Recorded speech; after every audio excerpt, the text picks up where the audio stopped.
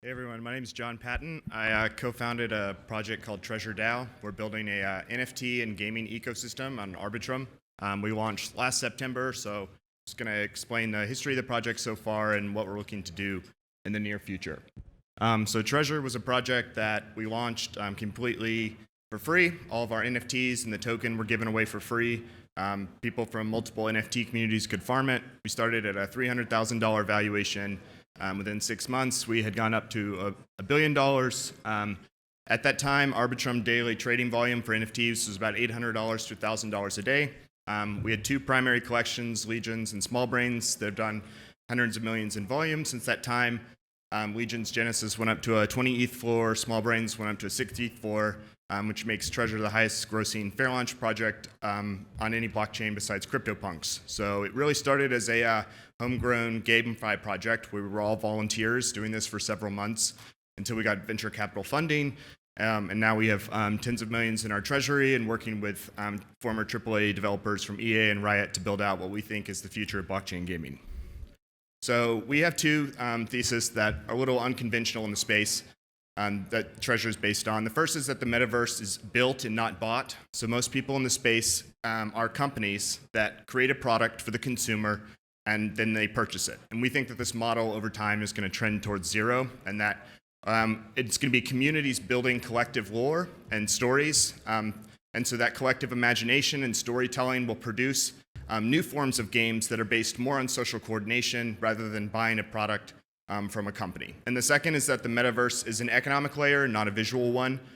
So most of the time when people talk about the metaverse, they talk about virtual reality or alternate reality.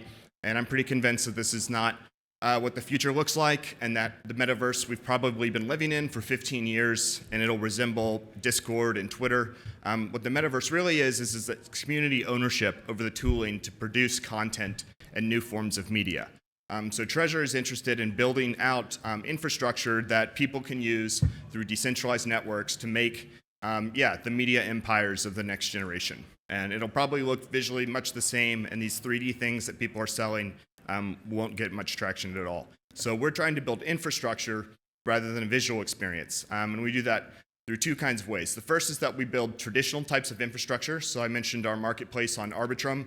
We're also building an automated market maker that'll allow people to trade 1155s through liquidity pools that provides efficient price discovery and an immediate matching of buyers and sellers. We think that's the future of trading as opposed to current marketplaces like OpenSea. And we're also working with community partners to build DeFi protocols on top of our underlying metaverses.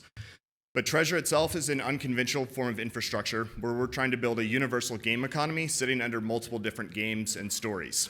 So the community uses a common set of resources that are invented through a decentralized process of consensus similar to a blockchain. And then that framework is something that people can build additional content on in a permissionless way. So instead of I'm a company, I have this intellectual property, and I'm making these products that consumers are buying for it, and if you knock me off, I'm going to sue you. We want to make something that is completely open source, the form of story that hopefully will outlive us all, whereas most games, will have players for 2 years, and then people will probably not think about it again. So we function like a decentralized video game console. So what is Nintendo? Nintendo is an organization that chooses which builders to invest in and which franchises. It's an extremely curated and permissioned organization making decisions about how to advance itself and what forms of imagination it wants to continue subsidizing. So we do that through a decentralized way, through a token, where the DAO can make decisions about what forms of story and product it wants to continue investing in. And over time, we will resemble an organization like Nintendo, but also in an imaginative sense, we've built out a very large underlying set of metaverses that are powered by a single token, which is Magic. So Magic is what has allowed us to go out and buy those game studios that I mentioned. We created an ecosystem fund and then drove value to our token until it became worth money, as opposed to asking people to trust us up front and give us money. So Magic's not only what powers our worlds in an imaginative sense, it also is what literally powers us financially as an organization. So we have several core products. The first is the Trove Marketplace. When we first launched Legions and Small Brains, we denominated these in Magic. The idea being, since we didn't charge anything, Treasure has never the Magic token was given away for free. All of our NFTs have been given away for free and always will. We had to figure out a way how we make money as an organization. So we were going to build infrastructure. We were going to build a marketplace and take money through royalties that way, a 5% fee. So there had to be a strong incentive to get people to continue using the community infrastructure, because 5% royalty is pretty high, and we had to discourage flippers from just going to another marketplace and trying to trade. So we created a metaverse where magic is what powers this fictional world, but it's also the currency that you need in the marketplace to trade these items. So the incentive to use the community infrastructure could be, it doesn't have to be altruistic at that point. It's just a continuous world that the user engages with at the metaverse level and also the marketplace level. But after we had done a few hundred million in volume, we realized that we had a successful business model that we were building out, and we should expand to more collections that wanted to be denominated in different currencies, including ETH. So we're now trying to build the first gamified marketplace in Steam, with the idea being Arbitrum is a fantastic roll-up solution. It's extremely cheap. People like trading it, but over time, we can be agnostic about the winning infrastructure layer and create product stickiness if we give people an experience where they earn accumulated history in the marketplace. And so instead of just treating it purely as profit, we're going to have badges and, a way for people to express their personality, and also for collections to do the same through this marketplace. And so over time, people will be unlikely to leave it in the same way they're unlikely to leave Steam or even Facebook. Another core product is Bridge World. So this was the first metaverse, our native metaverse that we launched. It revolves around a character set called Legions, which are NFTs that we gave away for free. Legions are engaged in enterprise of trying to find treasures, which they use to craft instruments to extract magic, and then magic is the substance in their world that turns everything on and enables all forms of economic activity. So since we're trying to create something that has to be built and not bought, over time it has become increasingly difficult to acquire this thing. And for this to become an economy that actually resembles a real one, then it should have increasing levels of sophistication also. So the next, initially when people could earn magic, they just simply staked their NFT and they earned it. Now they have to craft and quest to find it. And then soon they'll have to build harvesters. So they'll have to cooperate in guilds to get take treasures and form harvester parts, and then groups of people will actually have to form these larger instruments, which they can then go and start getting higher extraction of magic from this fictional world. But Bridge World itself is a DeFi protocol. We want to be a cradle on which many games can be built, with the idea being it's very difficult to do tokenomics well. Most people who are coming into the space don't really understand how it works, and we're all from a DeFi background, so we will provide a system where you can instantly hook in not only to our story, but to our economy, and use this token with extremely deep liquidity and a very sound emission policy to build your own game off of. So that's Bridge World, and then we launched Smalls. Small Brains is also a social coordination type NFT. It's a lot sillier than Bridge World. It's about a monkey whose, as its IQ gets bigger, its head enlarges. So each person owns an NFT of a monkey whose head is getting bigger over time. And as people cooperate to get smarter as a civilization, then the land was also advancing.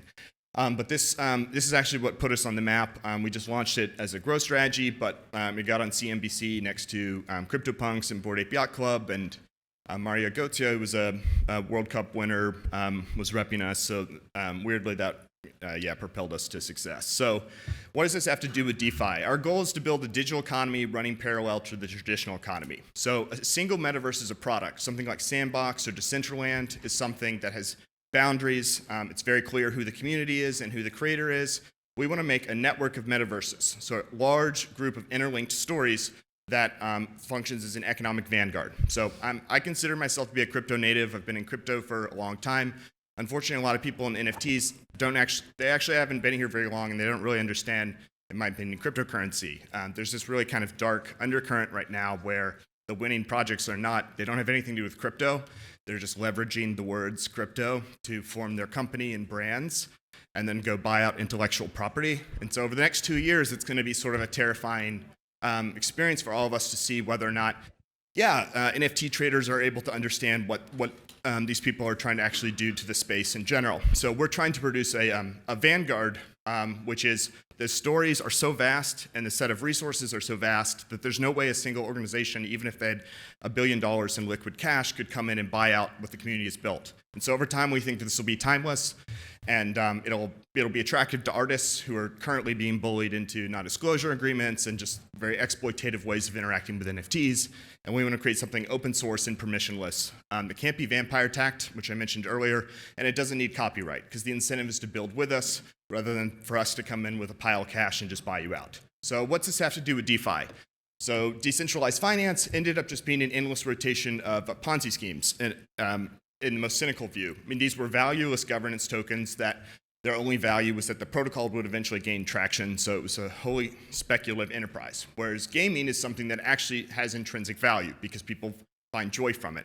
And DeFi also trended towards plutocracy, where there was 10 or 15 people who are pretty well known in the industry that owns a large percent of these networks, and so governance did not tend to reward the most active contributors. It rewarded the wealthiest ones. But we should use NFTs to start signaling people in the community who aren't necessarily the wealthiest, but that make great points. They show up constantly to help build the community, and then start weighting people's ability to influence governance based on who they are as people. And that's what NFTs are for, is to self-expression and signaling identity.